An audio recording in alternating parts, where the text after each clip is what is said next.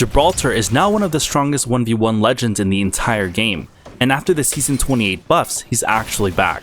His bubble cooldown got buffed, his ult is stronger, and he finally has some movement added to his kit, which means he's not just tanky anymore, he's actually hard to deal with. So in this guide, I'm going to show you how to actually master Gibraltar.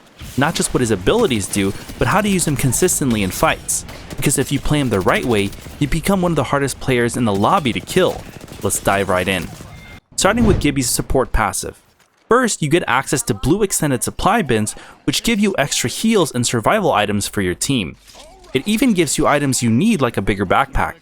In fact, a cool little trick is to loot the bin, then wait for the ring to close, then loot the same bin again because it resets. This gives you a ton of heals. Also, every part of his passive is built around resetting. If a team is down, opening a support bin can give you a mobile respawn beacon. If you grab their banner, you get a beacon too. If you craft their banner, then you get a beacon there as well. So you basically always have a way to bring your team back. And then on top of that, whenever you revive someone, they gain auto healing afterward. So instead of coming back weak and needing to pop meds, they're already recovering. And you get that too if you're the one getting revived. And here's a cool little trick. If your team is completely out of meds, you can actually use a storm to get knocked on purpose, then you res, and then you come back full HP without using anything. It's situational, but it can literally save a game. Moving on to his first legend passive, Fortified. Gibraltar takes 15% less damage except for headshots, and in a 1v1, that alone is huge. You're basically winning trades by default. Even if both of your shots hit, you're coming out on top. That's why Gibby can take fights even when he's low HP and still win them. And on top of that, he isn't slowed by bullets. So while other legends get stuck and finished, Gibby keeps moving, clears distance, and makes it back to cover. So you're taking less damage and you're harder to finish. That's what makes him so strong in straight up fights. Now moving on to his gun shield. Whenever you aim down your sights, Gibraltar gets a 50 HP shield in front of him that protects his upper body. If it gets broken, it takes about 9 seconds to come back. And this is what makes him so strong when peeking. Every time you swing an angle, you're basically getting a free shield in front of you so you can take a shot, deal damage, and not get punished the same way other legends would. So instead of it just being a fair fight, you're taking safer peeks, dealing damage first, and forcing the enemies to break your shield before they can even touch your health. And a quick little disclaimer, at the time of this recording, I would avoid using the dual Katana's heirloom on Gibby because when you're running with it, it blocks a big portion of your screen, which can mess with your awareness in fights. Now moving on to the new passive introduced in Season 28, Momentum Boost. If Gibraltar maintains sprint speed for a couple seconds, he gets a speed boost. This only works while unarmed or if your weapon doesn't have a sprint penalty. And honestly, this is a huge quality of life buff, because before, Gibby felt slow and clunky. Now he can actually rotate faster, reposition better, and keep up with fights. In fact, he's even faster than Octane in certain ways. Here's a little clip of me racing an Octane. It's actually insane to look at.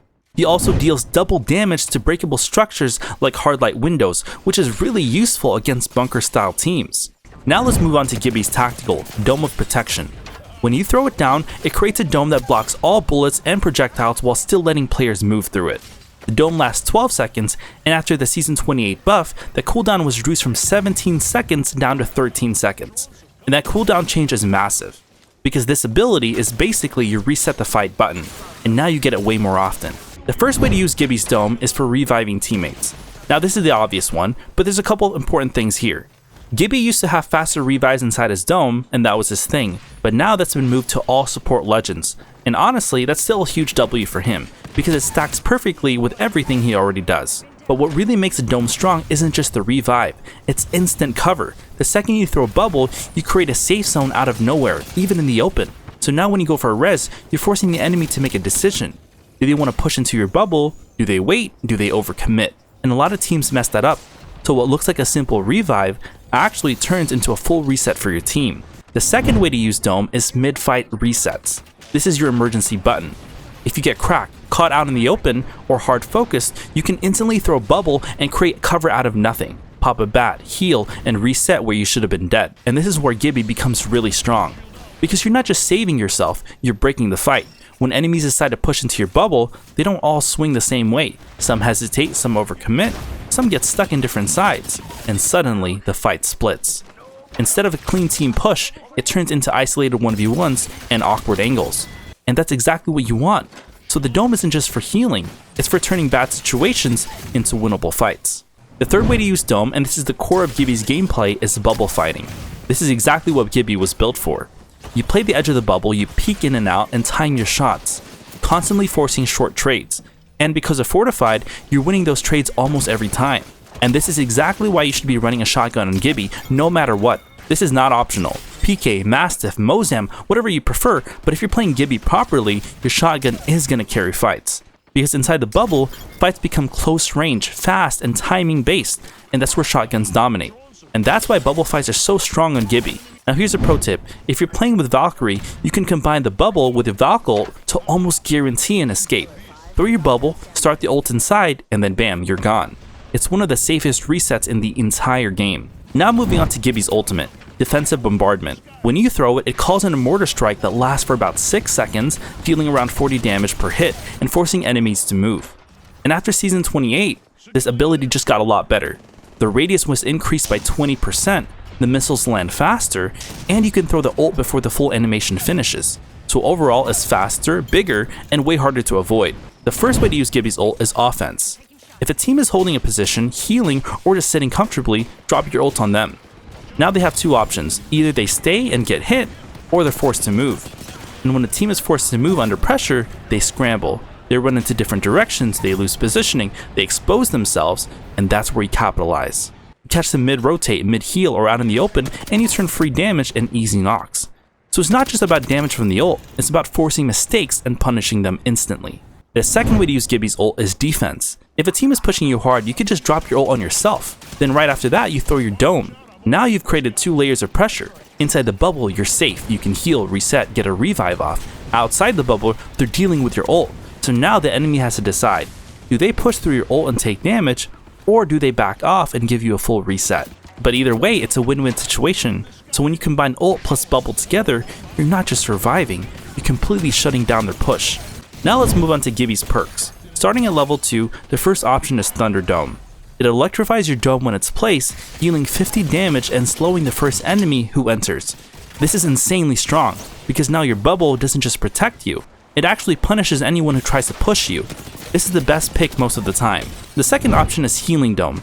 This increases your dome duration from 12 seconds to 16 seconds, and it doubles the healing from small meds inside your bubble, like syringes and cells. So it's basically like having a lifeline ult inside your dome, but fully protected. Because with Lifeline's ult, the top is still open, but with Gibby Bubble, you're covered from every angle. So you can reset way faster and keep your whole team healthy.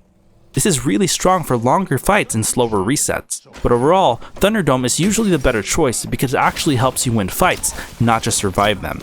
Now moving on to Gibby's level 3 perks, starting with the first option, Triple Bombardment. This splits your ultimate into 3 separate charges, but here's the important part.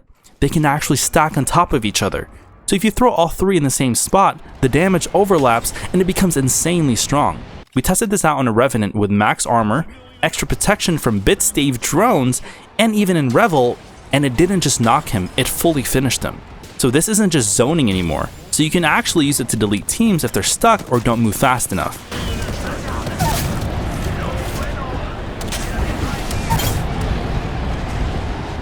The second option is Fast Shotties. This increases your movement speed while holding shotguns and automatically reloads your shotgun when you're gonna knock. And this is where things get really strong, because now Fast Shotties actually lets you take full advantage of Gibby's new momentum boost.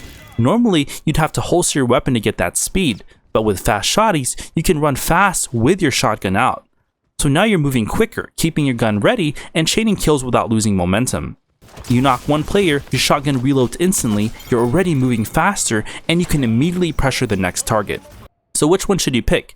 If you want raw power and the ability to literally wipe teams with your ult, Triple Bombardment is insanely strong right now. But if you're running a shotgun and like to take up close fights, Fast Shotties is still the better option for consistency. So as you can see, Gibby isn't just a defensive legend anymore. With its 13-second bubble, 50 HP gun shield, 15% damage reduction, and now added mobility, he's built to win fights. If you play him correctly, you're not just surviving, you're controlling the fight. And this is exactly why he pairs so well with Wraith and Wattson, especially since they were also buffed this season, making them even better at repositioning and resetting fights. Gibby gives you the manpower to take down teams, while Wraith and Wattson gives you control and escape. So if you want to take this even further, check out my updated Wraith or Wattson guide next. I'll see you there.